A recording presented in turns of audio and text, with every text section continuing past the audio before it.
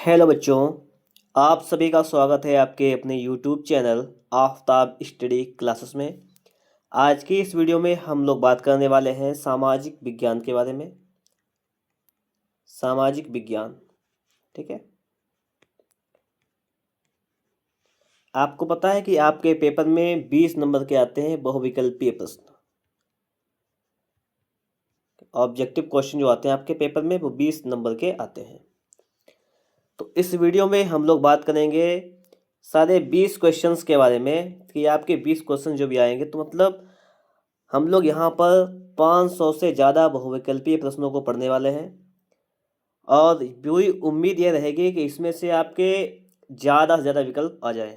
ये हमारा पूरा टारगेट रहेगा, ठीक है। जिसमें आप लोग 18+ क्वेश्चन मतलब 18, 19, 20 में से इतना क्वेश्चन कर सकें इस वीडियो को पढ़ने के बाद। इस वीडियो को कम से कम आप लोग 2-3 बार देखिएगा, सही से समझिएगा। सारे चैप्टर्स के बारे में इसमें हम बात करेंगे और आपको अगर 2026 की बोर्ड परीक्षा में बेहतर स्कोर करना है तो आप लोग आज ही हमारे चैनल के साथ जुड़ जाइएगा। तो शुरू करते हैं। यहाँ पर आपके सामने पहला क्वेश्चन लिखा हुआ है कि वियना की संधि कब हुई थी। वियना की संधि हुई थी 1815 ईस्वी में। कब हुई थी? 1815 ईस्वी में। ये क्वेश्चन कब आया हुआ है? 2023 में भी आया हुआ है, 24 में भी आया है। अगला क्वेश्चन है निरंकुशवाद का क्या तात्पर्य है? आपसे पूछा गया है। तो हो जाएगा ऐसी शासन व्यवस्था जिसमें सत्ता पर किसी का अंकुश नहीं होता, उसे क्या कहते हैं? निरंकुशवाद कहते हैं, ठीक है।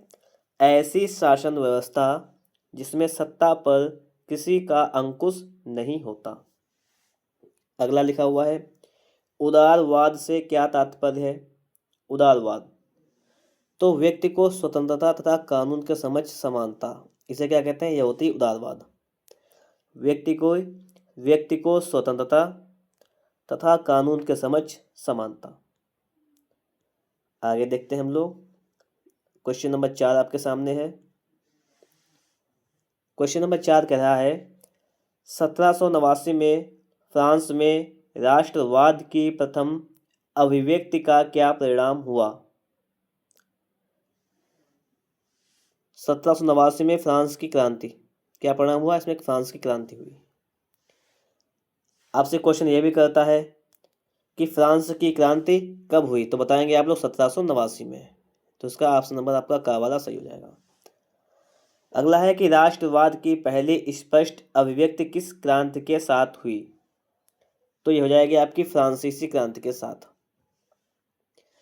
अगला क्वेश्चन है कि गैरीवाल्डी संबंधित था।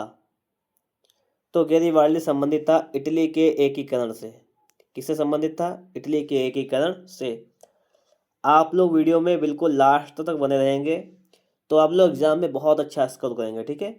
क्योंकि ये वीडियो सिर्फ और सिर्फ आप लोगों के बोर्ड एग्जाम में बेहतर स्कोर करने के टारगेट से ही बनाई गई है। और इस वीडियो को ज़्यादा से ज़्यादा शेयर भी कीजिएगा और वीडियो को कम से कम 2-3 बार देखिएगा। अगर आपको किसी भी सब्जेक्ट में कोई प्रॉब्लम आ रही है तो उसके लिए कमेंट बॉक्स ओपन है, कमेंट बॉक्स में कमेंट जरूर कीजिएगा। अगला क्वेश्चन आपका है कि निम्नलिखित में से कौन सा 1804 के नेपोलियन कोड में नहीं जोड़ा गया था? क्या चीज नहीं जोड़ी गई थी, ये पूछा गया। तो जन्म से प्राप्त विशेषाधिकार, इसको नहीं जोड़ा गया था, बाकी चीजें जोड़ी गई थी, वो याद कर लीजिएगा। अगला है कि 1861 में एकीकृत इटली का सम्राट किसे घोषित किया गया था?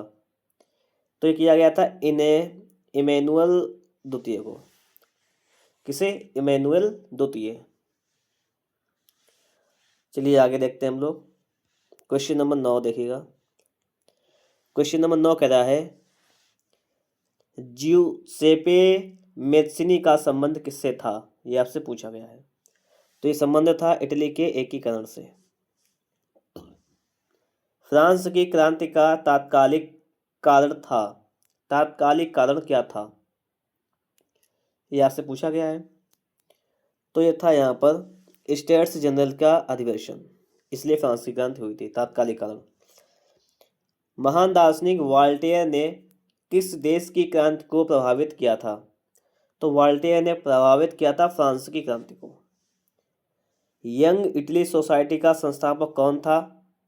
या क्वेश्चन ऐसा सकता है कि निम्नलिखित में से किसने एक गुप्त संगठन यंग इटली बनाया था? या ऐसे आ सकता है कि निम्नलिखित नेताओं में से किसने एक गुप्त संगठन यंग यूरोप की स्थापना की थी? क्वेश्चन किसी भी टाइप से आपसे पूछ सकता है और ये अलग अलग प्रकार से क्वेश्चन पूछे भी गए हैं आप लोगों से।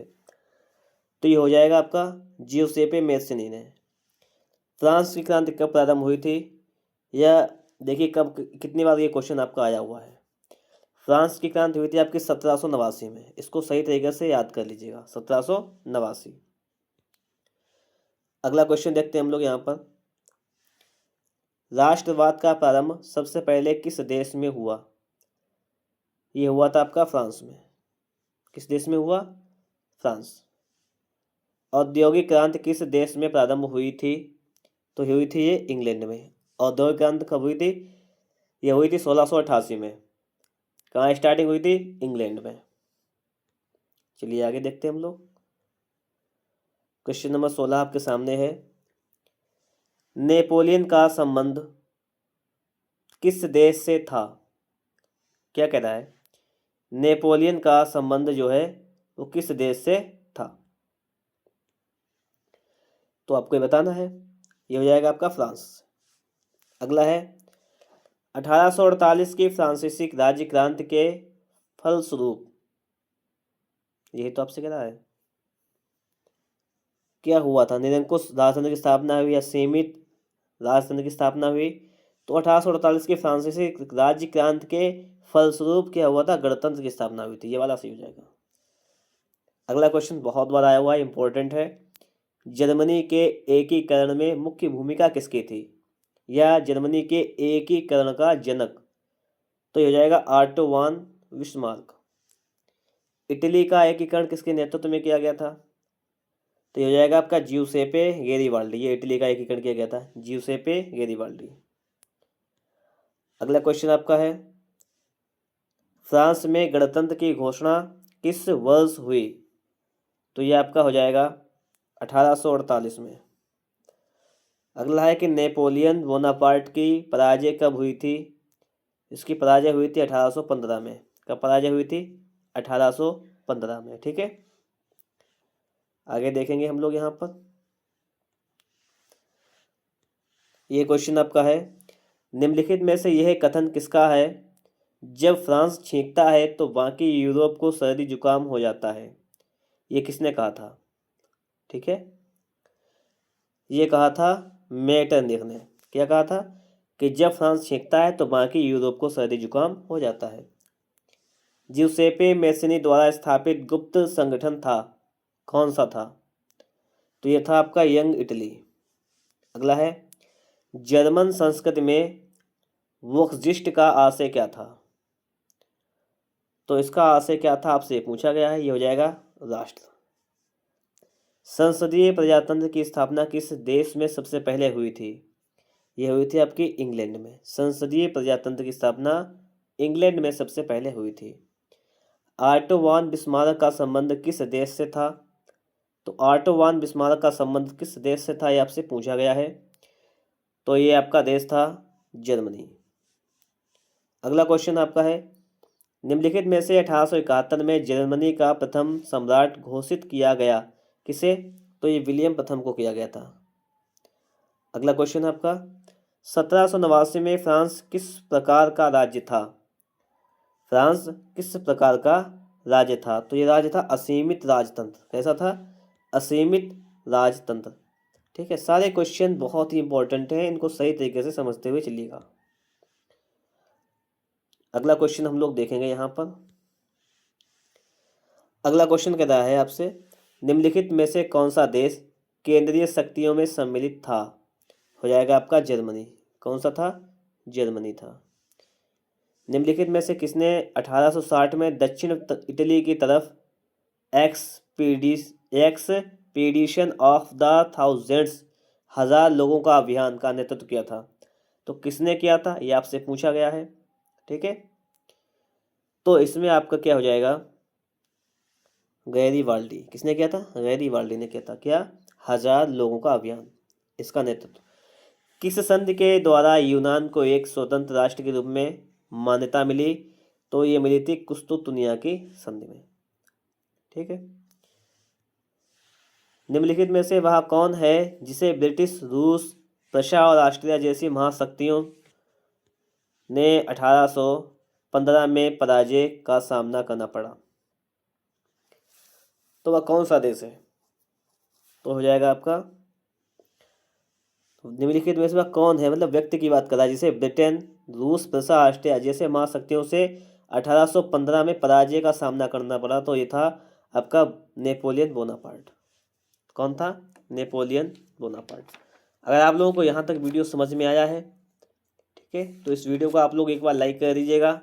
चैनल पर नए हैं आप लोग, अभी चैनल को आप लोगों ने अगर सब्सक्राइब नहीं किया है तो चैनल को सब्सक्राइब भी कर लीजिएगा। ठीक है, आगे इसी तरीके से हम लोग कंटिन्यू करते रहेंगे और आप लोग सामने लास्ट तक बने रहिएगा क्योंकि यहाँ पर हम लोग पूरी बुक को कंप्लीट करने वाले हैं। यहाँ पर सारे विकल्पों को बेहतर तरीके से यहाँ पर पढ़ने वाले हैं। चलिए देखिएगा आप लोग यहाँ पर पहला क्वेश्चन आपके सामने यहाँ पे फिर से अगले पार्ट का है। ये रॉलेट एक्ट कब पारित हुआ था? तो ये हुआ था रॉलेट एक्ट 1919 में। कब हुआ था? 1919। महात्मा गांधी ने असहयोग आंदोलन कब प्रारंभ किया था? तो ये शुरू किया था जनवरी 1921 में। कब शुरू किया गया था? जनवरी 1921। निम्नलिखित में से किसने 1828 ईस्वी में बारदोली सत्याग्रह का नेतृत्व किया था? तो ये नेतृत्व किया था सरदार वल्लभ भाई पटेल ने। किसने नेतृत्व किया था? सरदार वल्लभ भाई पटेल। 1929 में किस अधिवेशन में कांग्रेस ने पूर्ण स्वराज का प्रस्ताव पारित किया था? पूर्ण स्वराज का प्रस्ताव किसने पारित किया था? कांग्रेस ने पूर्ण स्वराज का प्रस्ताव पारित किया था। कहाँ पर, किस अधिवेशन में? तो ये हुआ था अधिवेशन 1929 का लाहौर अधिवेशन। कब हुआ था? 1929 लाहौर अधिवेशन। वंदे मातरम गीत के लेखक कौन है? तो ये हो जाएंगे बंकिम चंद्र चट्टोपाध्याय। ठीक है, अगला क्वेश्चन देखिएगा आप लोग यहाँ पर, सविनय अवज्ञा आंदोलन का मुख्य केंद्र कहाँ था? तो हो जाएगा आपका साबरमती आश्रम। साइमन कमीशन भारत कब पहुंचा? 1928 में पहुंचा था। इंडिया विंस फ्रीडम पुस्तक के लेखक कौन है? मौलाना अबुल कलाम आज़ाद। कौन हो जाएंगे? मौलाना अबुल कलाम आज़ाद। आप लोगों को 2026 के बोर्ड एग्जाम में अगर बेहतर स्कोर करना है तो अपनी तैयारी को बेहतर करने के लिए आपकी जो भी प्रॉब्लम्स आ रही हैं उसके लिए आप लोग कमेंट बॉक्स में कमेंट ज़रूर कीजिएगा। जो भी उचित समाधान होगा वो किया जाएगा। अगला क्वेश्चन देखिएगा आप लोग यहाँ पर। ठीक है, 1932 में पूना पैक्ट किन दो नेताओं के बीच हुआ था? तो ये किसके किसके बीच हुआ था? ये हुआ था महात्मा गांधी, डॉक्टर भीमराव अंबेडकर के बीच। अगला क्वेश्चन है कि भारत माता की विख्यात छवि को किसने चित्रित किया था? तो ये चित्र बनाया था अवनींद्रनाथ टैगोर ने।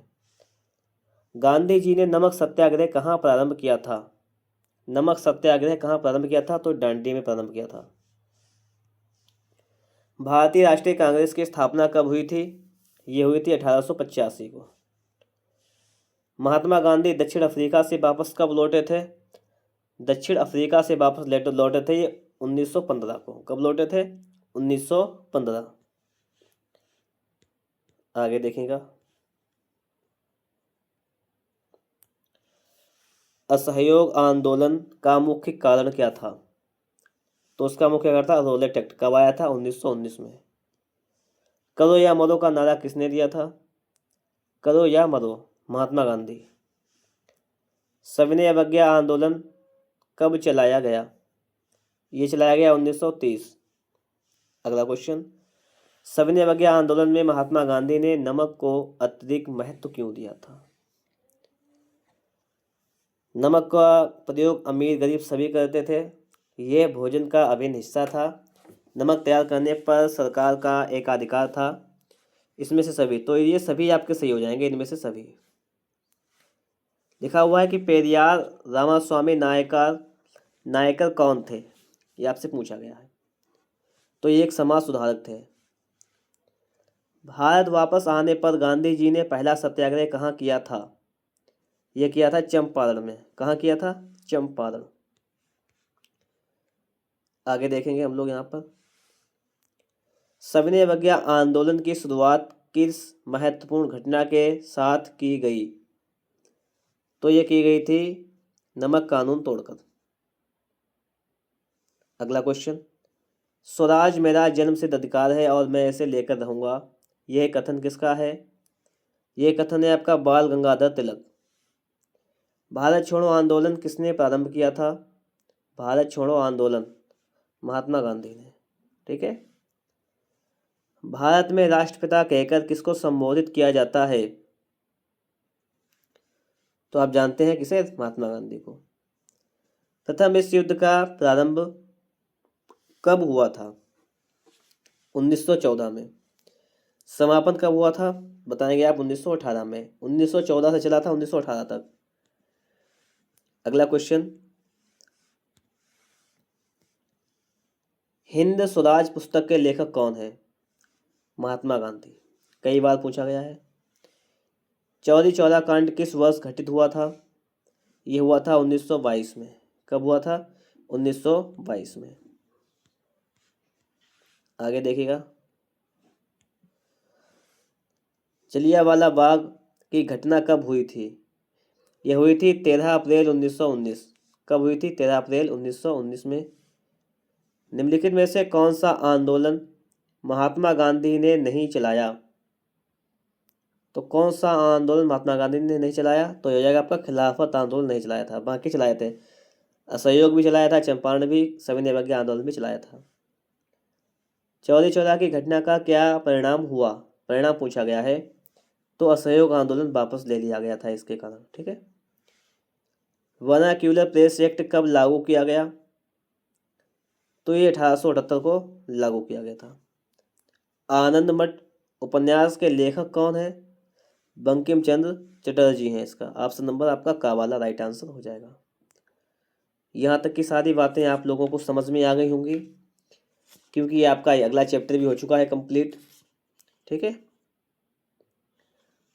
और यहाँ पर हम लोग देखेंगे, इसमें भी एक लास्ट क्वेश्चन हमारा बचा हुआ है, इसको देख लेते हैं पहले हम लोग, फिर आगे देखेंगे अगला चैप्टर। आपसे लास्ट क्वेश्चन चैप्टर का कह रहा है कि 1920 में कांग्रेस के किस अधिवेशन में असहयोग कार्यक्रम को स्वीकृति मिली थी? तो था नागपुर अधिवेशन। कौन सा अधिवेशन था आपका? नागपुर अधिवेशन। 2026 के अगर आप बोर्ड परीक्षा की तैयारी कर रहे हैं तो आपके लिए वीडियो बहुत ही सुपर रहने वाला है। ठीक है। तो चलिए देखते हैं आगे का। अगला चैप्टर आपके सामने आ चुका है, इसको देखिएगा आप लोग। ठीक है।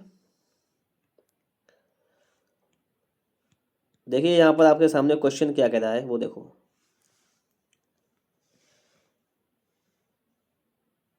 रिंडर पेस्ट नामक बीमारी 1890 ईस्वी में कहाँ से फैली थी? तो ये फैली थी आपकी अफ्रीका से। ठीक है। 2025 में ही आया हुआ है। अंतर्राष्ट्रीय मुद्रा कोष की स्थापना कहाँ पर की गई थी? तो यह की गई थी संयुक्त राज्य अमेरिका में। अंतर्राष्ट्रीय मुद्रा कोष की स्थापना कब हुई थी? यह हुई थी 1944 में। कब हुई थी? 1944। महामंदी का प्रारंभ किस वर्ष हुआ? महामंदी का प्रारंभ किस वर्ष हुआ? यह हुआ था 1929 ईस्वी में। कब हुआ था? 1929 ईस्वी में। संयुक्त राष्ट्र संघ का मुख्यालय कहाँ पर स्थित है? तो यह है न्यूयॉर्क में। संयुक्त राष्ट्र संघ का मुख्यालय कहाँ है? तो यह है आपका न्यूयॉर्क में है। संयुक्त राष्ट्र की स्थापना कब हुई थी? यह हुई थी 1945 में। कब हुई थी? संयुक्त राष्ट्र की स्थापना हुई थी 1945। चलिए आगे देखते हैं हम लोग। क्वेश्चन नंबर 7 आपके सामने है। ब्रिटेन में कौन कानून समाप्त करने का क्या कारण था? तो ये था इसका जनसंख्या में वृद्धि। ये 23 में भी पूछा गया, 24 में भी, 25 में भी पूछा गया। अगला क्वेश्चन आपका है, 1944 में ब्रिटेन वुड्स सम्मेलन कहाँ आयोजित किया गया? यही तो है। कहाँ किया गया? अब बताएंगे अमेरिका में। 1929 में आर्थिक महामंदी का मुख्य कारण क्या था? ठीक है। तो हो जाएगा आपका कृषि क्षेत्र में अधिक उत्पादन। मंदी हो गई थी इसलिए। अफ्रीका में रिंडरपेस्ट क्या थी? अफ्रीका में रिंडरपेस्ट क्या थी? एक बीमारी थी। पहला ही क्वेश्चन ये था, 23-24 में आया हुआ है। 1944 में अंतर्राष्ट्रीय मुद्रा कोष IMF की स्थापना कहाँ की गई थी? कहाँ की गई थी? संयुक्त राज्य अमेरिका में। आगे देखिए आप लोग, अगला क्वेश्चन आपका है कि कॉर्न लॉ से संबंधित देश कौन सा है? ये तो पूछ रहा है, तो हो जाएगा आपका ब्रिटेन। 24-25 में पूछा गया है। महामंदी का सबसे बुरा असर पड़ा किस चीज पर? तो ये कृषि क्षेत्र पर। रिंडरपेस्ट का संबंध किससे है? तो ये बीमारी थी मवेशी की बीमारी, जानवर की बीमारी से। अंतर्राष्ट्रीय मुद्रा कोष की स्थापना किस सम्मेलन में हुई थी? तो ये सम्मेलन आपका था ब्रिटेन वुड्स सम्मेलन में हुई थी। इस प्रकार से आप लोगों के 3 चैप्टर यहाँ पर कंप्लीट हुए हैं। कितने चैप्टर? 3 चैप्टर। अभी आपकी हिस्ट्री चल रही है और मैंने आपको जैसा प्रॉमिस किया है कि मैं यहाँ पर आपके सारे विकल्प कराने वाला हूँ। अब आप लोगों को थोड़ा सा धैर्य रखना है, हमारे साथ लास्ट तक बने रहना है, ठीक है, ताकि हम लोग यहाँ पर कुछ एग्जाम में बेहतर स्कोर कर सकें। और अगले आपके सामने यहाँ पर आ गया है अगला चैप्टर आपका, इसको देखिएगा। अगला क्वेश्चन आपसे कह रहा है यहाँ पर कि इंग्लैंड में औद्योगिक क्रांति कब प्रारंभ हुई थी? तो ये हुई थी 18वीं शताब्दी में। सबसे पहले औद्योगिक क्रांति कहाँ प्रारंभ हुई थी? आप बताएंगे इंग्लैंड में। कहाँ हुई थी? इंग्लैंड में हुई थी। स्टीम इंजन के आविष्कारकर्ता कौन थे? ये थे आपके जेम्स वाट। गुमास्ता क्या है? तो गुमास्ता हो जाएगा आपका वेतनभोगी कर्मचारी। क्या हो जाएगा? गुमास्ता। स्पिनिंग जेनी मशीन का प्रयोग निम्नलिखित में से किस कार्य के लिए किया जाता था? ये किया जाता था कताई की प्रक्रिया तेज करने के लिए स्पिनिंग जेनी मशीन का प्रयोग। 2025 में क्वेश्चन पूछा गया है। ये क्वेश्चन 16, 18, 20 ये सब क्वेश्चन पूछे गए हैं एग्जाम में, ठीक है। आप लोग इनकी अच्छे से तैयारी कीजिएगा। कोई भी प्रॉब्लम आ रही है तो कमेंट बॉक्स में कमेंट करके जरूर बताइएगा, ठीक है। यहाँ से आपका अगला नया चैप्टर फिर से शुरू हो रहा है यहाँ पर, ठीक है। और अगला क्वेश्चन आपसे यहाँ पे कह रहा है, क्वेश्चन है कि विश्व में सबसे पहले मुद्रित सामग्री का निम्नलिखित में से कौन सा उत्पादक कौन सा देश था? आपसे पूछा गया है। तो उत्पादक कौन सा आपका देश था? ये था चाइना, चीन। यूरोप में मुद्रण कला पहुंचाने वाला निम्न में से कौन था? तो यूरोप में मुद्रण कला पहुंचाई थी मार्को पोलो ने। किसने पहुंचाई थी? Marco Polo. चलिए आगे देखिएगा। अगला क्वेश्चन है कि गुटेनबर्ग ने अपने छापे खाने का आविष्कार निम्न में से किस सन में किया था? यह किया था 1848 में। छापा खाना प्रगति का सबसे ताकतवर औजार है। इससे बन रही जनमत की आंधी में निरंकुशवाद उड़ जाएगा। यह कथन निम्न में से किसका है? यह आपसे पूछा गया है। तो हो जाएगा लुई सेबेस्टियन मर्सिए का है। वर्नाक्यूलर प्रेस एक्ट कब लागू किया गया था? ये लागू किया था 1878 को। यूरोप में पुनर्जागरण सबसे पहले किस देश में हुआ? तो ये हुआ था इटली में। पुनर्जागरण युग का प्रारंभ कहाँ हुआ था? इटली में हुआ था, ठीक है। ये भी क्वेश्चन पूछा गया है। अगला क्वेश्चन भी बहुत बार पूछा गया है, 20 में आया है, 24 में आया है, 25 में आया है। गुलामगिरी किसकी रचना है? ये हो जाएगी आपकी ज्योतिबा फुले की। भारत में शिक्षक दिवस कब मनाया जाता है? टीचर्स डे आप जानते हैं, अच्छी तरीके से सेलिब्रेट भी करते हैं, मनाया जाता है 5 सितंबर को। कब मनाते हैं? 5 सितंबर। आगे देखिएगा। अगला आपका क्वेश्चन है कि गुलामगिरी ज्योतिबा फुले ने कौन सी पुस्तक लिखी? ये तो अभी हो चुका है गुलामगिरी। ये तो है गुलामगिरी पुस्तक ज्योतिबा फुले, ये तो यहाँ पर भी हो चुका है। गुलामगिरी नामक पुस्तक किस प्रकार की समस्या से संबंधित है? तो ये किस प्रकार से समस्या संबंधित है? ये संबंधित है जाति व्यवस्था से। ये किससे संबंधित है? आप बताओगे कि यह संबंधित है आपकी जाति व्यवस्था से संबंधित है, ठीक है। तो यहाँ पर हिस्ट्री यहाँ पर समाप्त हो चुकी है। आपके जो भी इम्पोर्टेंट क्वेश्चंस थे एग्जाम में आए हुए क्वेश्चंस थे, उन सारे क्वेश्चंस को हम लोगों ने यहाँ पर कर लिया। इसी प्रकार से हम लोग सारे पोर्शन को यहाँ पर कंप्लीट करने वाले हैं। और यहाँ पर देखिएगा फिर से आपका शुरू हो गया है यहाँ पर बहुविकल्पीय प्रश्न, देखिएगा। क्या कह रहा है क्वेश्चन नंबर 1? क्वेश्चन नंबर 1 हमसे यहाँ पे ये कह रहा है लौह अयस्क किस प्रकार का संसाधन है? तो ये हो जाएगा आपका अनवीकरण योग्य। ज्वारीय ऊर्जा निम्नलिखित में से किस प्रकार का संसाधन नहीं है? ज्वारीय ऊर्जा जो है वो मानवकृत संसाधन नहीं है। निम्नलिखित में से किस प्रदेश में सीढ़ीदार खेती की जाती है? ये कई बार पूछा गया है। या सोपान खेती कहाँ की जाती है? सोपान खेती किस राज्य में की जाती है? या सीढ़ीदार खेती भी इसको कहते हैं। ठीक है, सोपानी खेती या सोपान खेती या सीढ़ीदार खेती ये की जाती है उत्तराखंड में। याद कर लीजिएगा सही तरीके से। निम्नलिखित में से किस राज्य में काली मृदा मुख्य रूप से पाई जाती है? काली मिट्टी कहाँ पाई जाती है? गुजरात में। कहाँ पाई जाती है? गुजरात में पाई जाती है। ठीक है, अगला क्वेश्चन देखिएगा। चाय की खेती के लिए कौन सी मिट्टी सबसे अधिक उपयुक्त होती है? तो ये होती है पर्वतीय मिट्टी। ये भी कई बार पूछा गया है। निम्नलिखित में से कौन सी मिट्टी कपास खेती के लिए सबसे अधिक उपयुक्त होती है? देखिए कितनी बार क्वेश्चन आया हुआ है। कपास की खेती के लिए सबसे अधिक उपयुक्त होती है आपकी काली मिट्टी। काली मिट्टी में मुख्य रूप से कौन सी फसल उगाई जाती है? तो कपास। जलोढ़ मिट्टी का निर्माण कैसे होता है? ये होता है नदी के द्वारा। काली मिट्टी का निर्माण कैसे होता है? ये होता है आपका ज्वालामुखी विस्फोट से। काली मिट्टी का निर्माण कैसे होता है? ज्वालामुखी विस्फोट से। पर्वतों पर मृदा अपरदन का साधन क्या है? तो ये हो जाएगा आपका हिमनद। क्या हो जाएगा? हिमनद। आगे देखिएगा। निम्नलिखित में से कौन अजैवीय संसाधन है? तो अजैवीय संसाधन कौन सा हो जाएगा आपका? चट्टानें। निम्नलिखित में से किस राज्य में काली मिट्टी पाई जाती है? काली मिट्टी पाई जाती है इनमें से गुजरात में। अगला क्वेश्चन आपका है कि पंजाब में भूमि निम्नीकरण का प्रमुख कारण क्या है? तो ये आपका हो जाएगा अत्यधिक सिंचाई। ठीक है, अगला क्वेश्चन आप लोग देखिएगा। अगला क्वेश्चन कह रहा है कि लाल पीली मिट्टी पाई जाती है कहाँ पाई जाती है? ये पाई जाती है दक्कन के पठार में।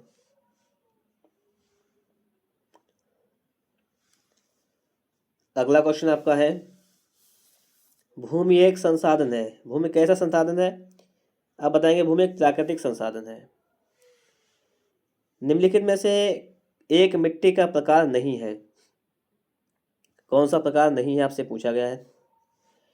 काली पीली लेटेराइट सीमेंट। देखिए सीमेंट एक मिट्टी का प्रकार नहीं है, जानते हैं आप लोग भी। निम्नलिखित में से कौन सा नवीकरण योग्य संसाधन नहीं है? तो वन जो है नवीकरण योग्य संसाधन नहीं है। निम्नलिखित में से किसकी अधिक मात्रा जलोढ़ मिट्टी में पाई जाती है? यह आपको बताना है।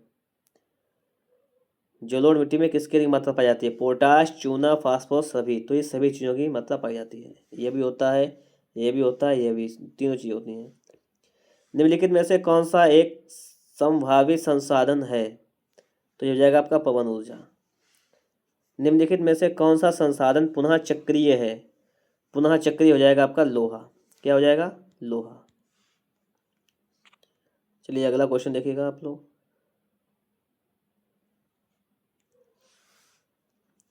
निम्न में से कौन सा एक व्यक्तिगत संसाधन नहीं है? तो ये खनिज संसाधन व्यक्तिगत संसाधन नहीं है। निम्नलिखित में से किस राज्य में लाल मिट्टियां पाई जाती हैं? ओडिशा। निम्नलिखित में से कौन सा जैव संसाधन है? ये हो जाएगा मत्स्य उद्योग। ठीक है, एजेंडा 21 का संबंध किससे है? एजेंडा 21 का संबंध किससे है आपसे पूछा गया है? सतत पोषणीय संधारणीय विकास से संबंधित है। इसको याद कर लीजिएगा, 23-24 दोनों में पूछा गया है। उत्पत्ति के आधार पर संसाधनों का निम्नलिखित में से कौन सा वर्गीकरण सही है? ये आपसे पूछा गया है। तो जैव और अजैव दोनों। प्रथम अंतर्राष्ट्रीय पृथ्वी सम्मेलन किस नगर में आयोजित किया गया था? रियो डी जेनेरो में। कहाँ हुआ था? Rio de Janeiro. अगला क्वेश्चन आपसे कह रहा है, प्रथम सम्मेलन का आयोजन कब हुआ? 1992 में। निम्नलिखित में से कौन सा जैव संसाधन है? चट्टान है। संपूर्ण उत्तरी मैदान बना है, किसमें बना है? जलोढ़ मृदा से। ठीक है। लेटराइट मृदा निम्नलिखित में से किस राज्य में पाई जाती है? ये पाई जाती है महाराष्ट्र में। ये भी क्वेश्चन आए हुए हैं 24-25 में। ठीक है। अगर आपको वीडियो अच्छा लग रहा है ना, तो आप लोग देखिए, ये चैप्टर भी कंप्लीट हो चुका है, तो आप लोग एक काम कर दीजिएगा, आप वीडियो को एक बार लाइक कर दीजिएगा, और चैनल पर नए हैं आप लोगों ने अभी तक अगर चैनल को सब्सक्राइब नहीं किया है तो चैनल को सब्सक्राइब भी जरूर कर लीजिएगा। अगले चैप्टर की तरफ हम लोग बढ़ते हैं, और अगला क्वेश्चन आपके सामने यहाँ पर है, भारत में निम्न में से लगभग कितनी वन्य जीवन उपजातियाँ पाई जाती हैं? तो लगभग 81,000 पाई जाती हैं। कितनी? 81,000। बक्सा टाइगर रिजर्व निम्नलिखित में से किस राज्य में है? तो ये आपका है पश्चिम बंगाल में। कौन सा? बक्सा टाइगर रिजर्व। भारत में वन्य जीवन रक्षण अधिनियम किस वर्ष लागू किया गया था? ये 1972 में लागू किया गया था। कब? 1972। अगला क्वेश्चन है, चिपको आंदोलन चलाने का श्रेय निम्न में से किसे है? चिपको आंदोलन चलाने का श्रेय निम्न में से किसे है? से है सुंदरलाल बहुगुणा जी को। और विनोबा भावे ने क्या चलाया था? इन्होंने चलाया था भूदान आंदोलन, ये चलाया था विनोबा भावे ने। ठीक है। अगला है कि भारत के कितने % भूभाग पर वन है? तो हो जाएगा 21.05% भाग पर। चलिए आगे देखते हैं, सुंदरबन राष्ट्रीय पार्क किस राज्य में स्थित है? तो यह है पश्चिम बंगाल में। कहाँ पर है? पश्चिम बंगाल में। आगे देखिए आप लोग, चिपको आंदोलन किससे संबंधित है? यह है वन संरक्षण से। निम्नलिखित में से कौन सा भौगोलिक क्षेत्र का परसेंटेज राष्ट्रीय वन नीति 1952 द्वारा निर्धारित किया गया है? तो हो जाएगा आपका 33% जो है। ठीक है। वन नीति ये निर्धारित किया गया 33%। ग्रीन इंडिया मिशन किस वर्ष में आरंभ किया गया था? ग्रीन इंडिया मिशन शुरू हुआ था 2014 में। हरा सोना निम्नलिखित में से किसे कहा जाता है? हरा सोना कहते हैं हरे पेड़ को। निम्नलिखित में से किस राज्य में बांधवगढ़ राष्ट्रीय उद्यान स्थित है? हो जाएगा आपका मध्य प्रदेश। क्या हो जाएगा? मध्य प्रदेश हो जाएगा। चलिए आगे देखते हैं हम लोग,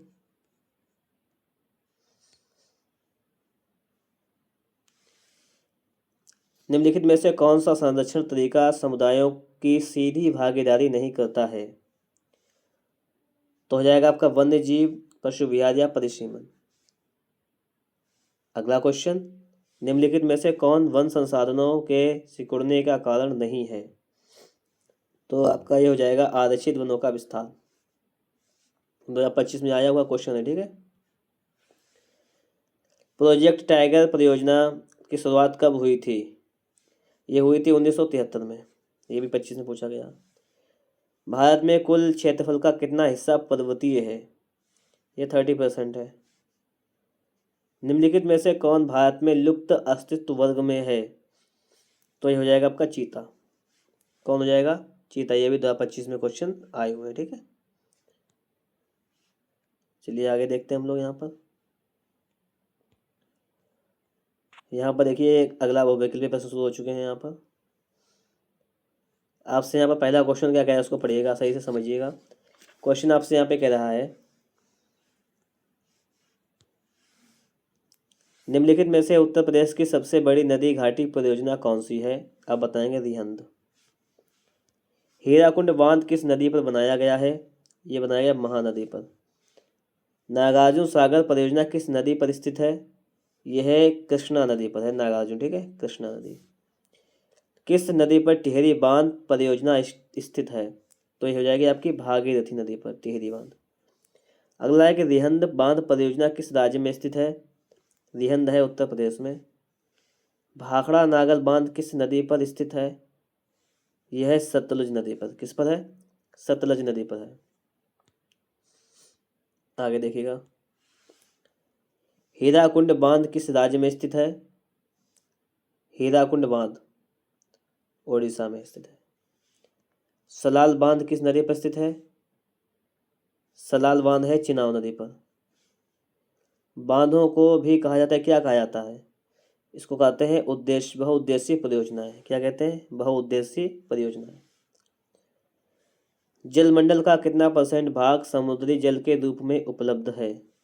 98%, 98%। हौज खास जलीय निकाय स्थित है कहाँ पर? ये दिल्ली में है।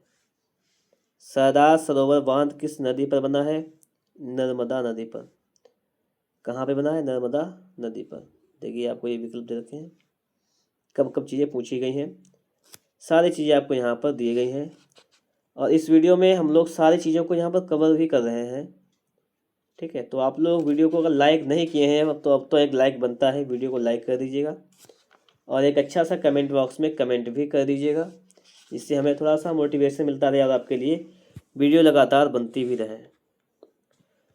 पहला आपसे क्वेश्चन कह रहा है कि भूदान आंदोलन किसके द्वारा प्रारंभ किया गया था? मैंने आपको बता चुका हूँ, मैं आपको, ये विनोबा भावे के द्वारा प्रारंभ किया गया था। अगला देखिएगा, अगला क्वेश्चन आपके सामने है, कर्तन दहन कृषि यानी झूम खेती किस राज्य में पाई जाती है? झूम कृषि कहते हैं या कर्तन एवं दहन कृषि, ये होती है आपकी मिजोरम में। और एक क्वेश्चन आ चुका है, सीढ़ीदार खेती कहाँ होती है? उत्तराखंड में, ध्यान रखना। निम्नलिखित में से भारत में रोपण फसल का उदाहरण नहीं है। क्या नहीं है? धान। निम्नलिखित में से कौन सा जूट उत्पादक राज्य है? तो हो जाएगा जूट उत्पादक पश्चिम बंगाल। ऑपरेशन फ्लड यानी श्वेत क्रांति किससे संबंधित है? ये संबंधित है दुग्ध उत्पादन से। निम्नलिखित में से कौन सी फसल मोटे अनाज के अंतर्गत आती है? तो ये बाजरा जो है मोटे अनाज के अंतर्गत आता है। निम्नलिखित में से कौन सा मोटे अनाज का उदाहरण नहीं है? मोटे अनाज का उदाहरण कौन सा नहीं है? अरहर जो है वो मोटे अनाज का उदाहरण नहीं है।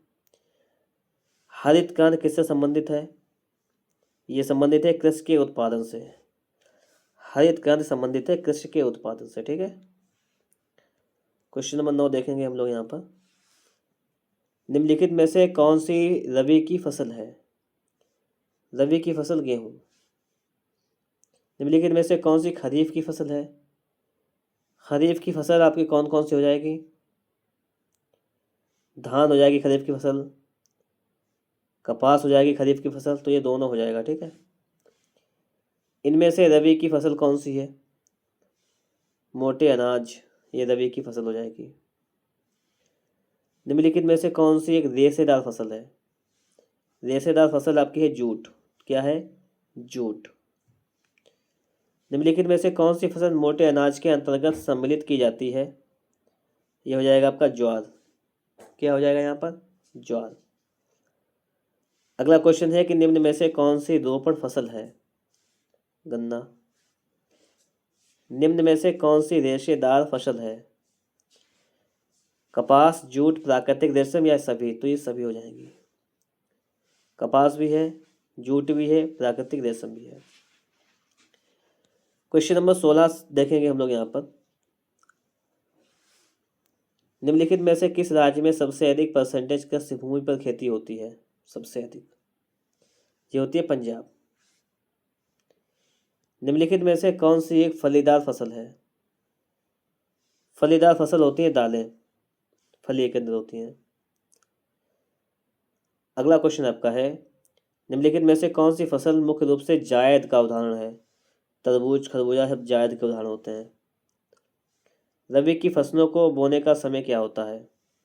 रबी की फसल बोई जाती है अक्टूबर दिसंबर में। ठीक है, खरीफ की फसलों के बोए जाने का समय क्या है? जून जुलाई में होता है। तो ये उसका भी सही हो जाएगा पहला, याद कर लीजिएगा सही तरीके से, ठीक है।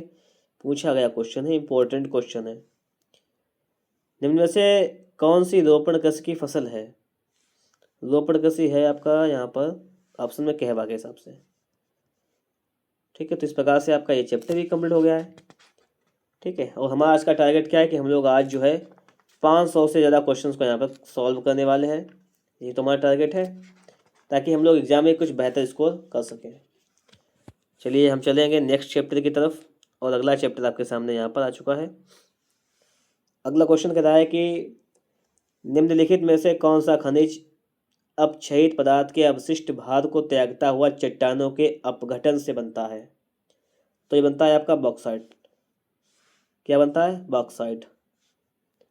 झारखंड में स्थित कोडरमा निम्नलिखित में से किस खनिज का अग्रणी उत्पादक है? तो ये हो जाएगा आपका अभ्रक।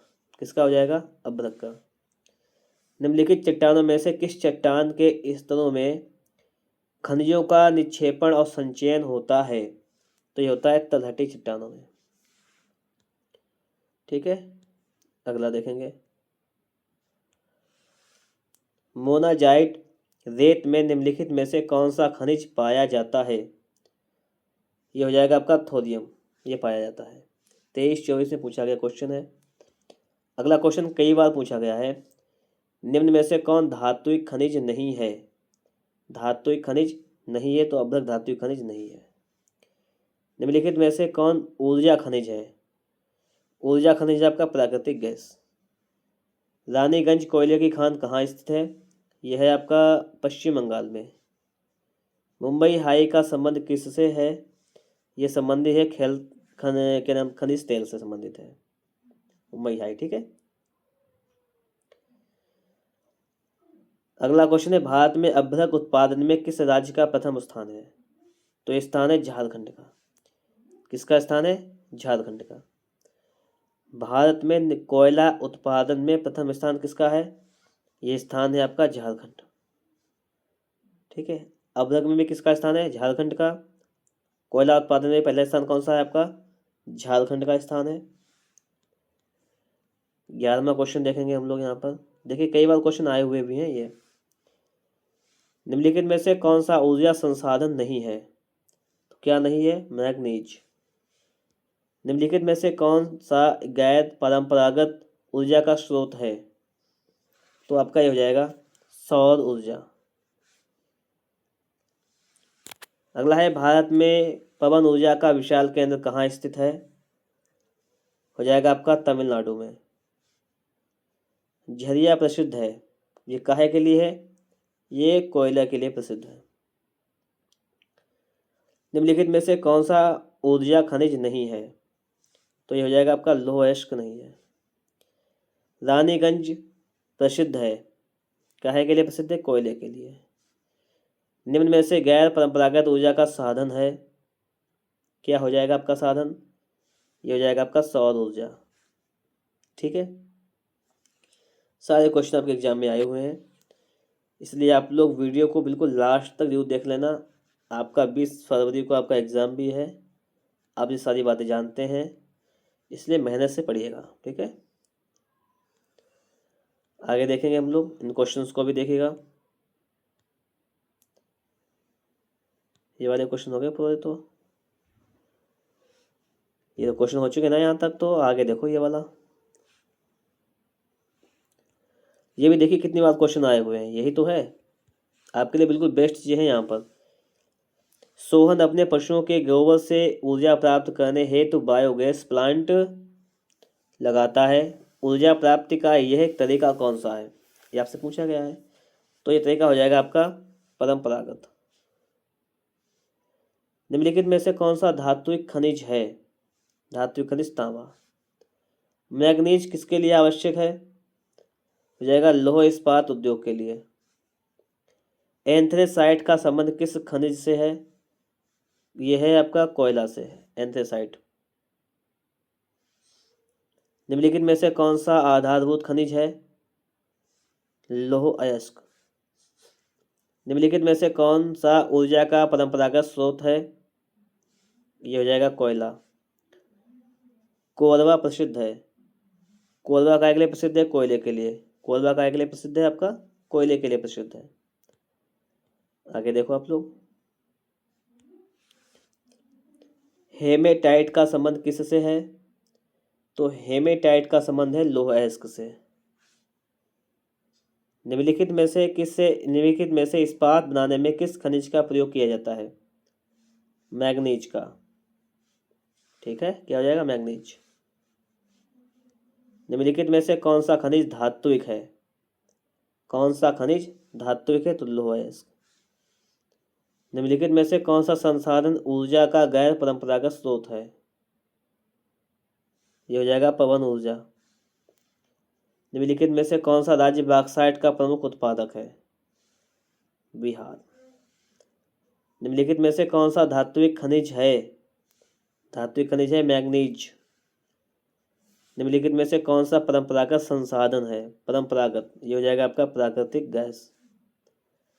निम्नलिखित में से कौन सा राज्य तांबा का मुख्य उत्पादक है? तांबा का मुख्य उत्पादक आपका हो जाएगा मध्य प्रदेश। कौन सा हो जाएगा? मध्य प्रदेश। ये सारे क्वेश्चन एग्जाम में पूछे गए हैं, ये तो है। आगे देखिएगा आप लोग, आग्नेय चट्टानों में पाए जाने वाला खनिज है, कौन सा है? जस्ता पाया जाता है। जीवाश्म ईंधन द्वारा होता है। जीवाश्म ईंधन द्वारा होता है वायु प्रदूषण। क्या होता है? वायु प्रदूषण होता है। इस प्रकार से आपका ये चैप्टर भी कंप्लीट हो गया है। ठीक है, इस प्रकार से हम लोग सारे चैप्टरों को धीरे धीरे यहाँ पर कंप्लीट करने वाले हैं एक ही वीडियो में।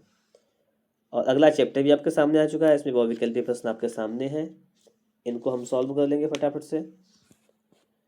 देखिएगा क्या क्वेश्चन कह रहा है। क्वेश्चन आपसे कह रहा है यहाँ पर, निम्नलिखित में से कौन सा उद्योग चूना पत्थर को कच्चे माल के रूप में प्रयुक्त करता है? ये हो जाएगा आपका सीमेंट उद्योग। निम्न में से कौन सी एजेंसी सबसे अधिक क्षेत्र में स्टील को बाजार में उपलब्ध कराती है? ये हो जाएगी सेल, SAIL। निम्नलिखित में से कौन सा उद्योग बॉक्साइट को कच्चे माल के रूप में प्रयोग करता है? तो आपका कौन सा हो जाएगा? ये एल्यूमिनियम प्रगलन। एल्यूमिनियम प्रगलन हो जाएगा। निम्नलिखित में से कौन सा उद्योग दूरभाष, कंप्यूटर आदि संयंत्र निर्मित करता है? तो हो जाएगा आपका इलेक्ट्रॉनिक। सीमेंट में से कौन सा उद्योग कृषि आधारित उद्योग है? सीमेंट नहीं, निम्नलिखित में से कौन सा उद्योग कृषि आधारित उद्योग है? खेती पर आधारित। ये हो जाएगा आपका चीनी उद्योग, क्योंकि ये गन्ना से चीनी तैयार होती है, तो ये कृषि पर आधारित हो जाएगा। ठीक है, क्वेश्चन नंबर 6 देखिएगा आप लोग यहाँ पर। क्वेश्चन नंबर 6, ये देखिए कब कब आए हुए चीज़ों को देखते रहिएगा। निम्नलिखित में से कौन सा खनिज आधारित उद्योग है? खनिज आधारित, ये हो जाएगा आपका सीमेंट। निम्नलिखित में से किस नगर को भारत की इस्पात नगरी, स्टील सिटी किसे कहते हैं? जमशेदपुर को। नेपा नगर किससे संबंधित है? ये है कागज उद्योग से संबंधित। नेपा नगर किससे है? कागज उद्योग से। निम्नलिखित में से किस राज्य में टाटा लौह इस्पात संयंत्र स्थापित है? यह है आपका झारखंड में। भिलाई लौह इस्पात कारखाना किस राज्य में स्थित है? भिलाई वाला आपका है छत्तीसगढ़ में। निम्नलिखित में से कौन सा आधारभूत उद्योग है? यह हो जाएगा लौह इस्पात उद्योग। क्या हो जाएगा? लौह इस्पात उद्योग। आगे देखेंगे, निम्नलिखित में से कौन से नगर को भारत के इलेक्ट्रॉनिक उद्योग की राजधानी कहा जाता है? यानी भारत की इलेक्ट्रॉनिक राजधानी कौन सी है? ये हो जाएगी बेंगलुरु, भारत की इलेक्ट्रॉनिक राजधानी। कृषि आधारित उद्योग का उदाहरण है? कृषि आधारित, ये हो जाएगा सूती वस्त्र उद्योग, खेती पर आधारित है, कपास से बनते हैं ना सूती वस्त्र। अगला देखिएगा, अगला क्वेश्चन आपसे 2025 में पूछा गया है। निम्नलिखित में से कौन सा खनिज उद्योग है? ये हो जाएगा आपका खनिज उद्योग कौन सा है? चीनी उद्योग का। ये हो जाएगा पेट्रो रसायन उद्योग। कौन सा हो जाएगा आपका? पेट्रो रसायन उद्योग। तो ये चैप्टर भी यहाँ पे कंप्लीट हुआ। ये सारी बातें आप लोगों की समझ में आ गई होंगी। वीडियो अच्छा लगा हो तो इस वीडियो को आप लोग एक बार लाइक कर दीजिएगा और हम लोग आगे चलेंगे। अगला भी चैप्टर आपके सामने बिल्कुल तैयार है, इसको देखेंगे हम लोग। यहाँ पर चैप्टर आपसे क्या कह रहा है उसको समझो। यहाँ पर यही तो है कि निम्न में से कौन से दो दूरस्थ स्थित स्थान पूर्वी पश्चिमी गलियारों से जुड़े हैं। तो ये आपका हो जाएगा सिलचर तथा पोरबंदर, ये पूर्वी और पश्चिमी गलियारों से जुड़े हुए हैं। निम्न में से कौन सा पत्तन पूर्वी तट पर स्थित है जो अंतःस्थलीय तथा अधिकतम गहराई का पत्तन है तथा पूर्ण सुरक्षित है। ये हो जाएगा आपका विशाखापट्टनम। कौन सा हो जाएगा आपका? विशाखापट्टनम। आगे देखिएगा अगला क्वेश्चन।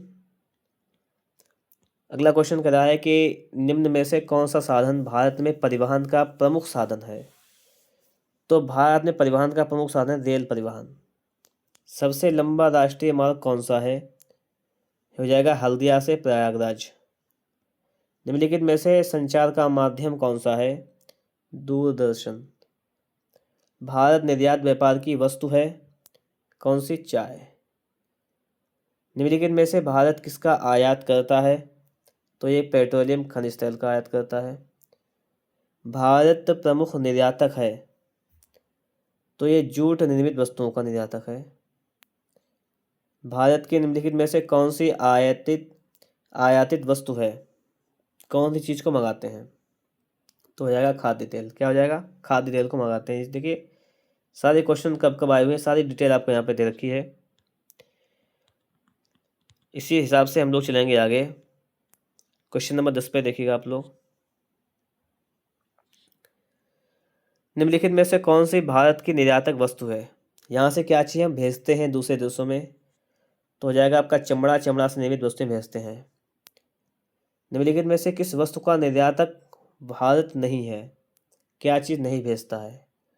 तो उर्वरक नहीं भेजता है, कॉफ़ी भेजता है, तंबाकू, चाय भेजता है। निम्नलिखित में से कौन सा पत्तन यानी बंदरगाह देश के पूर्वी तट पर स्थित है? ये हो जाएगा विशाखापट्टनम। विदेशी व्यापार किनके मध्य होता है? तो ये होता है दो देशों के मध्य। पश्चिमी रेलवे का मुख्यालय कहाँ है? पश्चिमी रेलवे का मुख्यालय है मुंबई में। कहाँ पर है? मुंबई में है। आगे देखेंगे हम लोग। अगला क्वेश्चन आपसे यहाँ पे पूछा गया है, भारत में वायु परिवहन का राष्ट्रीयकरण कब किया गया? यह किया गया था 1953 में। निम्नलिखित में से परिवहन का कौन सा साधन अति दुर्गम स्थानों के लिए अत्यंत आवश्यक है? हो जाएगा आपका स्थल परिवहन। दो राज्यों के बीच वस्तुओं का आदान प्रदान कहलाता है। यह कहलाता है राष्ट्रीय व्यापार। निम्नलिखित में से कौन सा शब्द दो या अधिक देशों के व्यापार को दर्शाता है? अंतर्राष्ट्रीय व्यापार। भारत का अधिकांश विदेशी व्यापार होता है, ये कहाँ से होता है? ये होता है समुद्री मार्ग से। भारतीय रेल में रेल प्रखंडों की कुल संख्या कितनी है? रेल प्रखंडों की संख्या है 16। कितनी है? 16 है। अगला देखिएगा क्वेश्चन। निम्नलिखित में से भारत राज्य हजीरा विजयपुर जगदीशपुर पाइपलाइन से नहीं जुड़ा है। कौन सा नहीं जुड़ा है? कौन सा राज्य जो है वो हजीरा और क्या नाम विजयपुर जगदीशपुर पाइपलाइन से नहीं जुड़ा है? बताओ। देखो मध्य प्रदेश तो जुड़ा है आपका, गुजरात जुड़ा है, उत्तर प्रदेश जुड़ा है, लेकिन ये महाराष्ट्र नहीं जुड़ा है। स्वर्णिम चतुर्भुज योजना किससे संबंधित है? महाराजमार्ग विकास से संबंधित है। ये 2025 में क्वेश्चन आया हुआ है। कब आया हुआ है क्वेश्चन? ये क्वेश्चन आपका 2025 में आया हुआ है। ठीक है। अभी यहाँ तक अगर आप लोग वीडियो में बने हैं तो उसका मतलब ये है कि वास्तव में आप लोग पढ़ने वाले बच्चे हैं और आप लोग कुछ सीखना चाहते हैं भाई, तभी तो आप लोग जुड़े हुए हैं यहाँ पर। तो एक बात और सुनिएगा आप लोग, अगर आप लोग वास्तव में सीखना चाहते हैं और आप लोगों ने अभी तक हमारे इस चैनल को सब्सक्राइब नहीं किया है तो सब्सक्राइब भी कर लीजिएगा। ठीक है, कुछ बेहतर सीखने के लिए। तो इसी क्रम में हम लोग आगे बढ़ते तो हैं, आगे बढ़ते रहेंगे, इसी हिसाब से चीज़ों को सीखते रहेंगे और बढ़ते रहेंगे। देखिएगा आपके सामने अगला क्वेश्चन आ गया है, बेल्जियम देश के समाज की विशेषता क्या है? ठीक है, तो लिखा समाज की जातीय बनावट जटिल है, ये बेल्जियम वाला हो जाएगा यहाँ पर। श्रीलंका स्वतंत्र राष्ट्र कब बना था? श्रीलंका 1948 में। कब बना था? 1948 में। बेल्जियम की समुदाय सरकार में निम्नलिखित में से किसके मध्य सत्ता में साझेदारी है? तो हो जाएगा आपका विभिन्न सामाजिक समूहों के मध्य में। अगला है आपका श्रीलंका में निम्नलिखित में से कौन सा बहुसंख्यक वर्ग है? तो सिंघली। कौन सा हो जाएगा? सिंघली। ठीक है, ये क्वेश्चंस एग्जाम में आए हुए हैं, ठीक है, सही समझिएगा इनको। बेल्जियम कहाँ पर स्थित है? तो बेल्जियम हो जाएगा आपका यूरोप में। कहाँ है? यूरोप में। आगे देखो,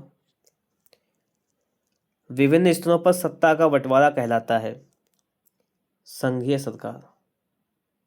श्रीलंका में निम्नलिखित में से कौन सा समूह अल्पसंख्यक है? ये हो जाएगा आपका तमिल। निम्नलिखित में से किस देश के साथ बेल्जियम अपनी सीमा साझा करता है? लग्जमबर्ग के साथ। सत्ता के क्षैतिक वितरण से क्या तात्पर्य है? कार्यपालिका, व्यवस्थापिका, न्यायपालिका के बीच सत्ता का बंटवारा। ये हो जाएगा आपका राइट आंसर। चलिए अगला क्वेश्चन देख लेते हैं हम लोग यहाँ पर। अगला क्वेश्चन है कि बेल्जियम में केंद्रीय और राज्य सरकारों के अलावा एक तीसरे स्तर की सरकार भी काम करती है, इसे क्या कहा जाता है? इसे कहते हैं सामुदायिक सरकार। बताओ क्या कहते हैं इसे? इसे कहते हैं सामुदायिक सरकार। और इस प्रकार से हमारा ये चैप्टर भी कंप्लीट हुआ। हम लोग चलेंगे अगले चैप्टर की तरफ। और देखिएगा ये क्वेश्चन कितनी बार एग्जाम में आए हुए हैं, इनको देखिएगा पहले आप लोग, ठीक है। इसी से आप लोग हिसाब लगा सकते हैं कि ये क्वेश्चन कैसे हैं आपके एग्जाम के लिए। भारत में कुल कितने संघीय राज्य हैं? राज्य आपके कितने हो जाएंगे? 28, 28। केंद्र शासित प्रदेश कितने हो जाएंगे आपके? 8। संघात्मक शासन प्रणाली के अधिकारों का विभाजन होता है केंद्र और राज्य के मध्य। भारतीय संविधान की 8वीं अनुसूची में कितनी भाषाओं का उल्लेख है? तो 22 भाषाओं का उल्लेख है। निम्नलिखित में से कौन सा भारत का संघीय राज्य नहीं है? दिल्ली आपका केंद्र शासित प्रदेश है, संघीय राज्य नहीं है। चलिए आगे देखते हैं। अगला है आपका, यहाँ पर इसको समझिएगा। संविधान में उल्लिखित 3 सूचियों में निम्नलिखित में से कौन सा विषय समवर्ती सूची में शामिल है? तो शिक्षा जो है वो समवर्ती सूची में शामिल है। धर्मनिरपेक्ष राज्य में यहाँ पर हो जाएगा कि सभी धर्म को समान समझना, ठीक है। भारत में पंचायती राज की स्थापना कब हुई थी? 1992 में। संविधान के अनुसार भारत की राजभाषा क्या है? भारत की राजभाषा है हिंदी। निम्नलिखित में से क्या राज्य सूची का विषय नहीं है? पुलिस, कृषि, सिंचाई, मुद्रा नहीं है, बाकी सभी हैं ये। भारतीय संघ में अवशिष्ट शक्तियां किसको प्राप्त हैं? अवशिष्ट शक्तियां जो संघ को प्राप्त हैं। किसको? संघ को। चलिए आगे देखते हैं। समवर्ती सूची से संबंधित विषय नहीं है, ठीक है। कौन सा नहीं है? विदेशी मामले। लिखित संविधान भारत में कब लागू हुआ था? 26 जनवरी को। निम्नलिखित में से कौन सा संघीय सूची का विषय है? तो ये हो जाएगा आपका प्रतिरक्षा। निम्नलिखित में से किस देश में संघात्मक शासन नहीं है? तो श्रीलंका में संघात्मक शासन नहीं है।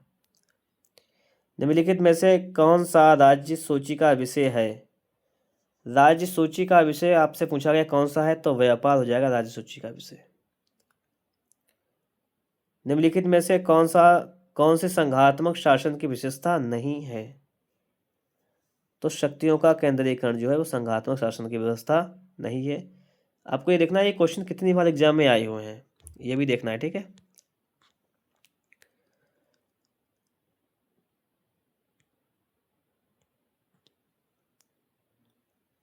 अगला आपका क्वेश्चन है कि निम्नलिखित में से अवशिष्ट शक्तियां किसको प्राप्त हैं?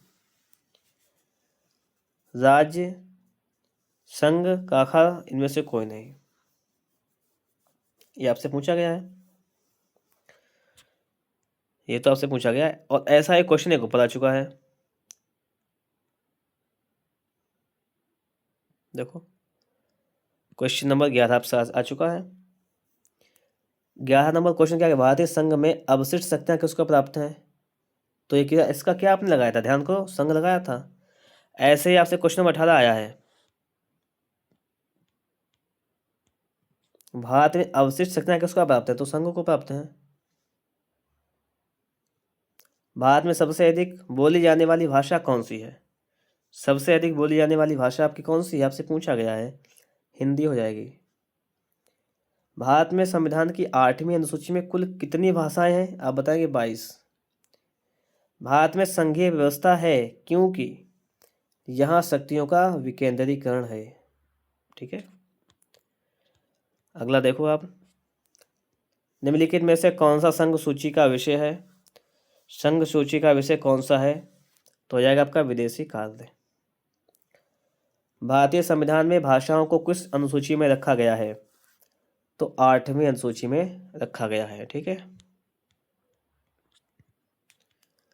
आगे देखो आप लोग, निम्नलिखित में से कौन सी संघीय राज्य नहीं है? संघीय राज्य कौन सा आपसे पूछा गया, नहीं है, तो चंडीगढ़ आपका संघीय राज्य नहीं है। कौन सा संघीय राज्य नहीं है, अगले क्वेश्चन में देखिएगा आप लोग यहाँ पर, तो इसमें आपका मणिपुर है, त्रिपुरा, हिमाचल प्रदेश सभी है, जम्मू कश्मीर नहीं है। ठीक है, निम्नलिखित में से कौन सा शासन का अंग नहीं है? तो नगर पालिका जो है शासन का अंग नहीं है। निम्नलिखित में से कौन सा विषय राज्य सूची से संबंधित है? राज्य सूची संबंधित कौन सा हो जाएगा आपका? पुलिस। हर राज्य की अलग अलग पुलिस होती है। हिंदी क्या है?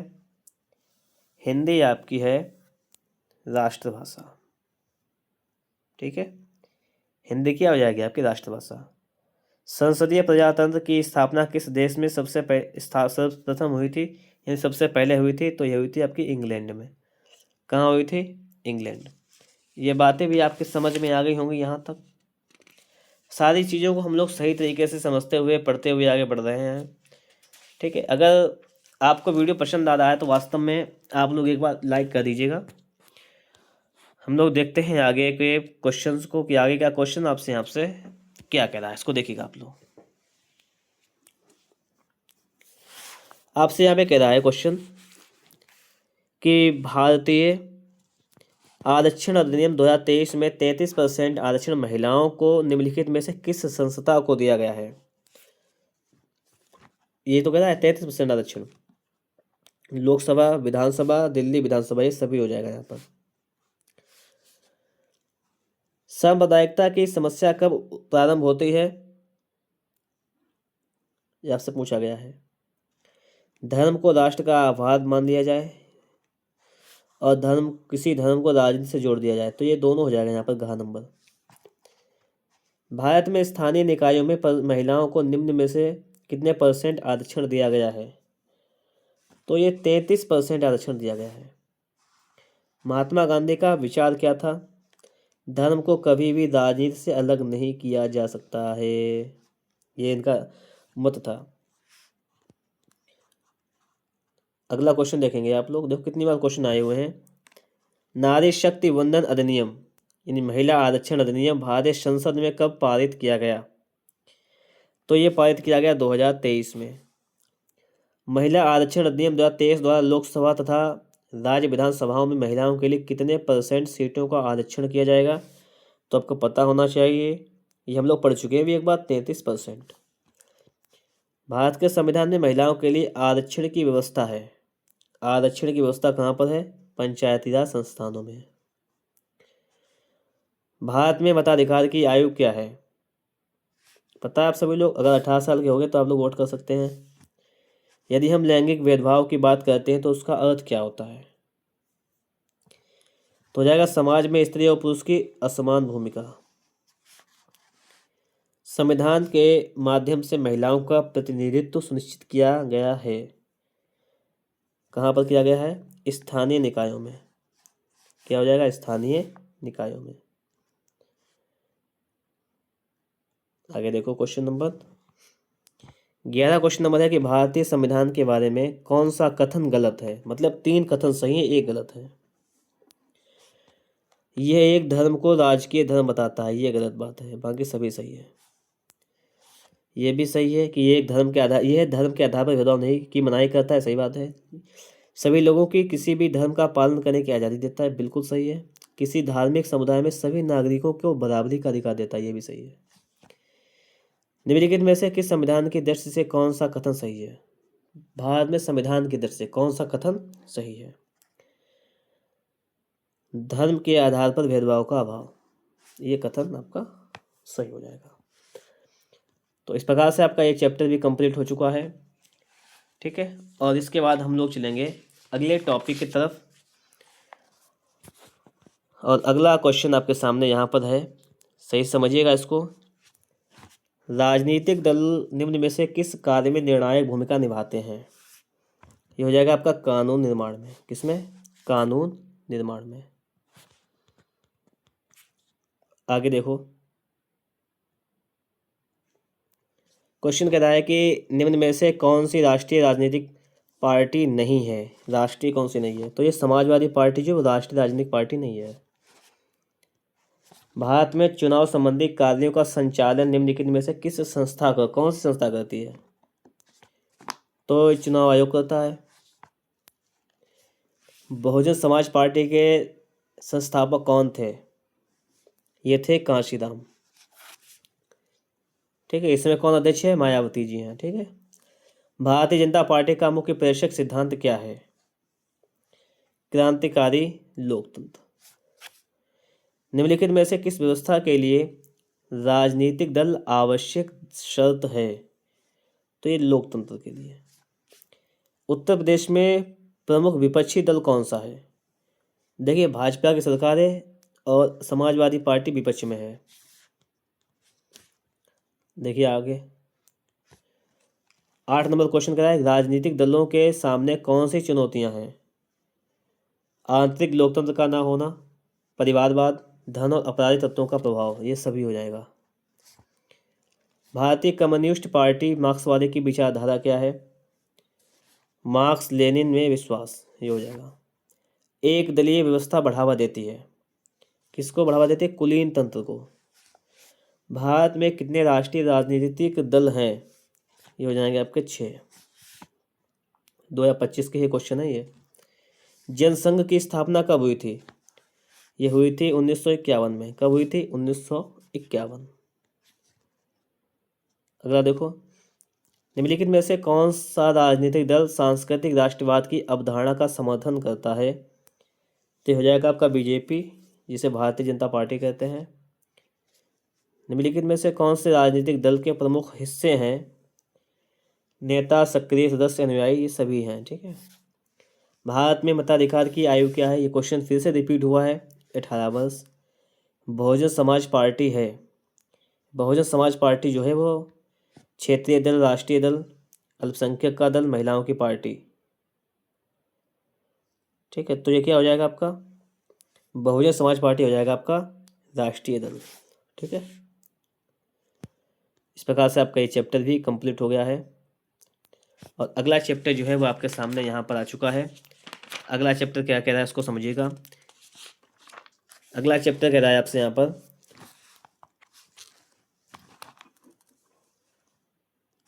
निम्न में से कौन सी शासन पद्धति अपने नागरिकों को मूल अधिकारों की गारंटी देती है। तो ये हो जाएगा आपका प्रजातंत्र। क्या हो जाएगा यहाँ पर? प्रजातंत्र। लोकतांत्रिक व्यवस्था निम्न में से किस पर आधारित होती है। ये होती है राजनीतिक समानता पर। लोकतांत्रिक व्यवस्था के राजनीतिक और सामाजिक असमानताओं के बारे में किए गए अध्ययन बताते हैं कि लोकतंत्र और विकास साथ साथ चलते हैं। क्वेश्चन देखिए 2 बार पूछा गया, ये देखना सही से। निम्नलिखित में से कौन सा लोकतंत्र से संबंधित है। लोकतंत्र से संबंधित क्या क्या है? पारदर्शी शासन, वैध शासन, उत्तरदायी शासन, ये सभी हो जाएगा। अगला देखो आप लोग क्वेश्चन नंबर 5। 2023, 24, 25 3 सालों में लगातार आया हुआ है। ये देखो इसको, निम्नलिखित में से किसका संबंध लोकतंत्र से नहीं है, या कौन सा अवगुण है लोकतंत्र का, ये आपसे पूछा गया है। तो ये आपका यहाँ पर हो जाएगा बहुसंख्यकों का शासन। लोकतांत्रिक शासन व्यवस्था अन्य व्यवस्थाओं से अच्छी है क्योंकि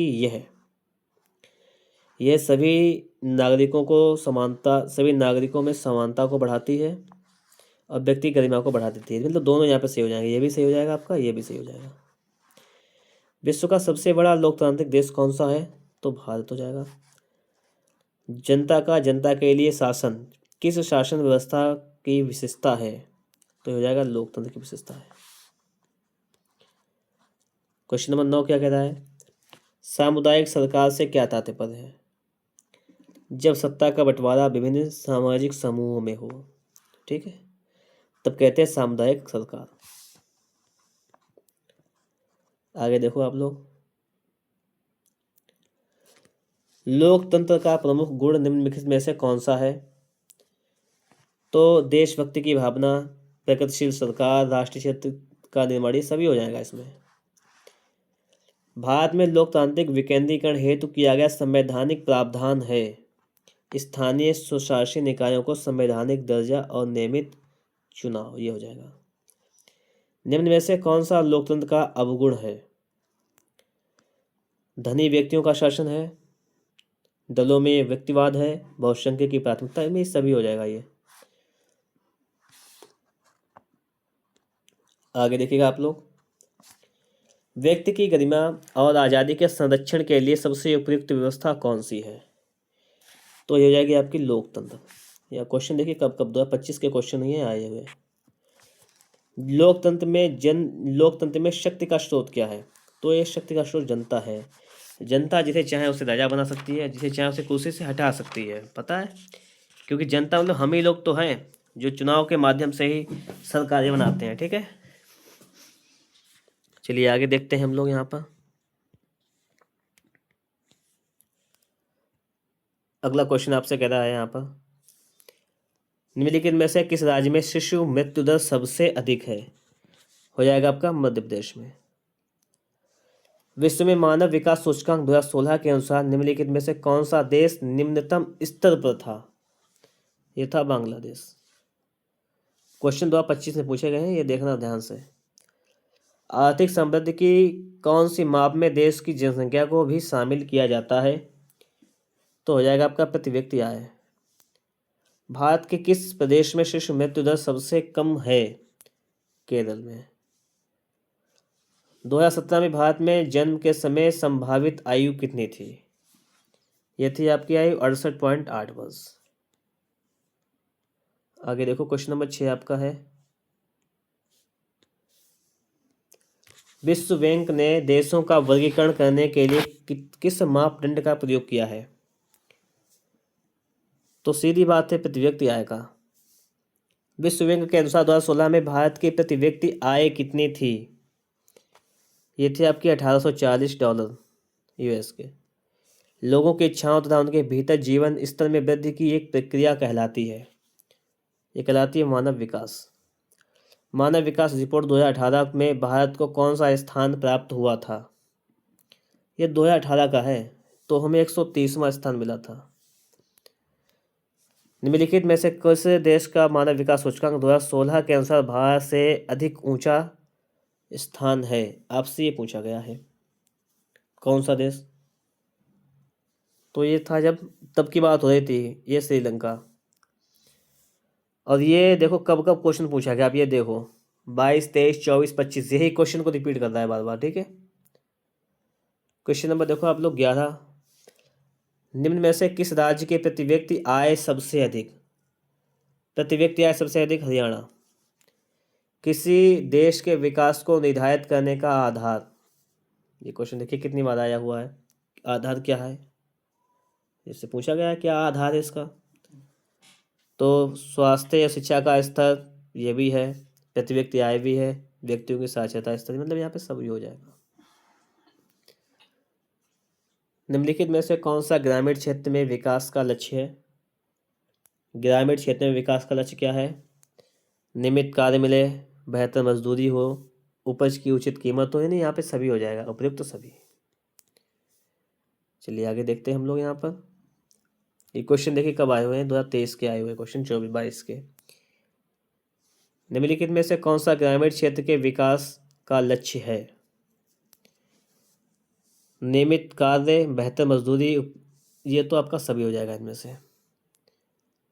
निम्नलिखित में से किस राज्य में अधिकतम साक्षरता दर पाई जाती है?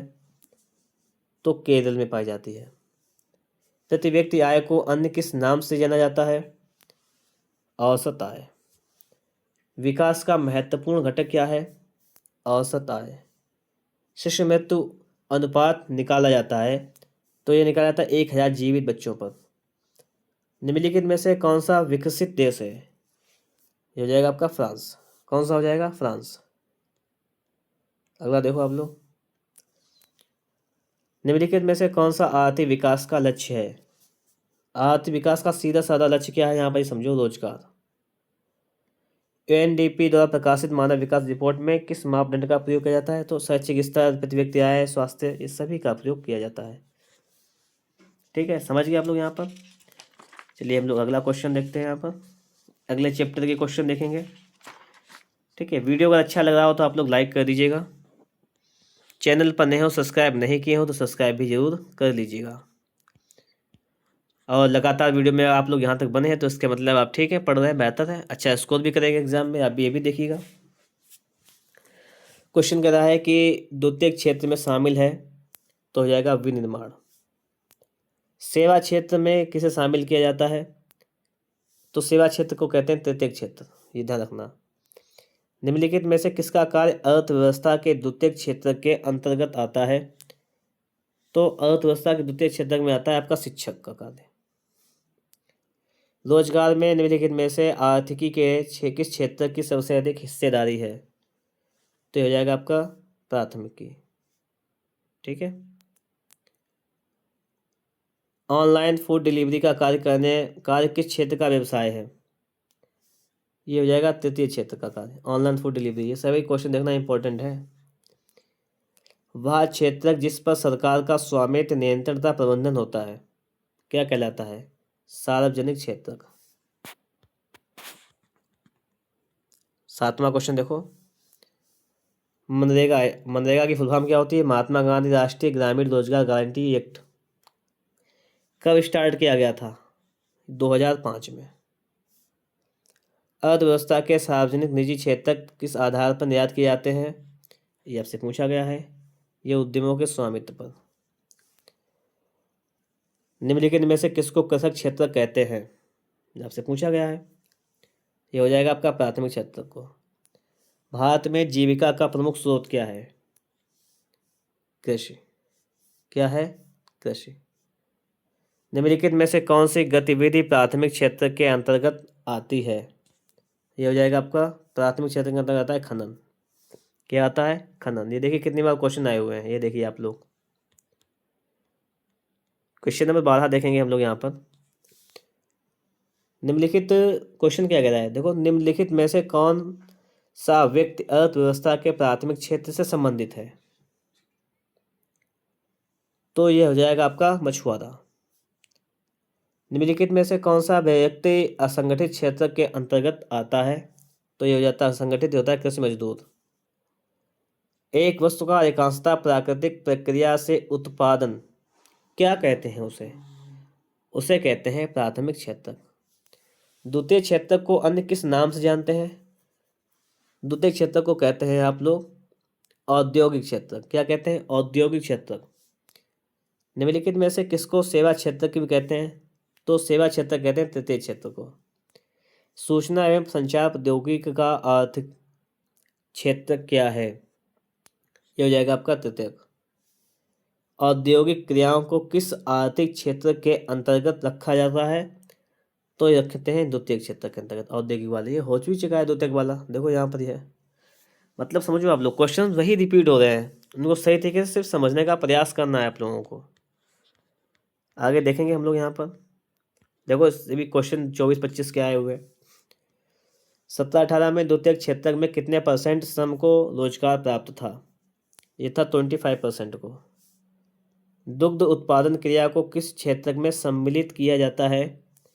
ये प्राथमिक में। तृतीयक क्षेत्र का व्यवसाय क्या है? बैंकिंग।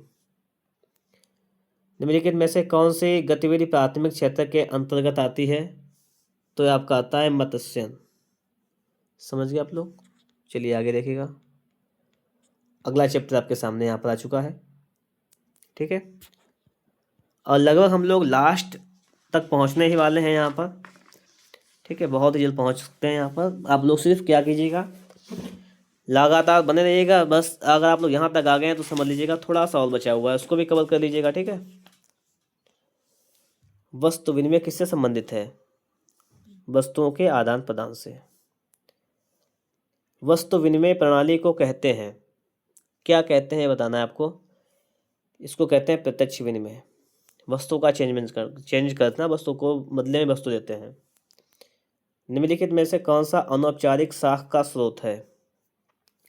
तो ये मित्र से लिया गया ऋण, ये स्रोत है अनौपचारिक साख का। मुद्रा है, क्या है? एक मुद्रा क्या है? एक तरल संपत्ति है। मुद्रा क्या है? एक तरल संपत्ति। मुद्रा वह है जो मुद्रा का कार्य करे। ये किसने कहा था? Hartley brothers. आगे देखिएगा, 6 नंबर क्वेश्चन आपका है कि मुद्रा के कार्य हैं। मुद्रा के कार्य हैं, क्या कार्य हैं? विनिमय का माध्यम है, मूल्य का संचय, मूल्य का मापक, यानी उपयुक्त सभी हो जाएगा। मुद्रा वह धुरी है जिसके चारों ओर अर्थ विज्ञान चक्कर लगाता है। ये कथन किसका है? ये कथन है आपका मार्शल का। भारत में मौद्रिक नीति का नियंत्रण कौन करता है?